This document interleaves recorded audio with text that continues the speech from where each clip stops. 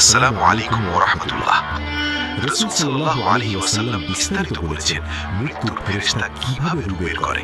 প্রথমে মুমিনের ক্ষেত্রে, যখন মুমিনের মৃত্যুর সময় আসে, আকাশ থেকে ফেরেশতারা নামে। তাদের চেহারা সূর্যের মতো উজ্জ্বল। তারা সাথে নিয়ে আসে জান্নাতের কাফন এবং জান্নাতের সুগন্ধি। তারপর মৃত্যুর ফেরেশতা আসে এবং মাথার কাছে বসে, বলে, হে পবিত্র আত্মা, বের হয়ে এসো আল্লাহর ক্ষমা এবং সন্তুষ্টির দিকে। হাদিসে এসেছে, মুমিনের রূহ বের হয় এমন ভাবে যেমন পানির বোতল থেকে পানি ঝরে পড়ে, কোনো কষ্ট নেই, মসৃণ, শান্তিপূর্ণ।